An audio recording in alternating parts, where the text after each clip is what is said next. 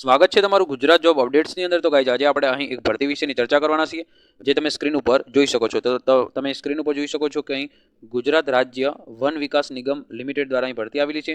તમે last date જોઈ શકો છો કે અહીં 19/11/2025 તમારી ફોર્મ ભરવાની લાસ્ટ ડેટ છે.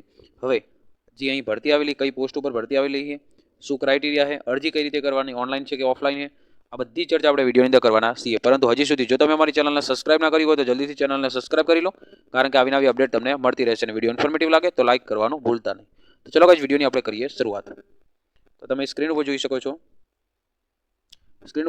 છો કે ગુજરાત રાજ્ય વન વિકાસ નિગમ લી વનગંગા 78 અલકાપુરી વડોદરા ખાતે અહીં ભરતી આવેલી છે. અહીં ફોન નંબર પણ તમે જોઈ શકો છો અને ઓફિશિયલ ઈમેલ એડ્રેસ પણ તમને આપેલું છે.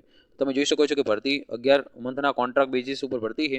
પોસ્ટ તમે જોઈ શકો છો કે અહીં આયુર્વેદિક ફાર્માસિસ્ટની એક જગ્યા ઉપર ભરતી થશે.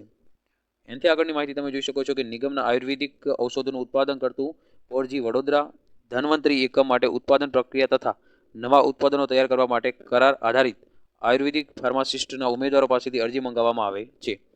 શૈક્ષણિક લાયકાત, વયમર્યાદા વગેરેની વધુ વિગત નિગમની વેબસાઇટે તમે જોઈ શકો છો કે આ વેબસાઇટ તમને આપણને આપેલી છે, એના પર ઉપલબ્ધ છે. તેના પર જઈ તમારે ક્લિક કરો તો લાયકાત, વયમર્યાદા બધી ટોટલ વિગત આપેલી છે અને કેરફુલી રીડ કરીને પછી તમારે અરજી કરવાની રહેશે.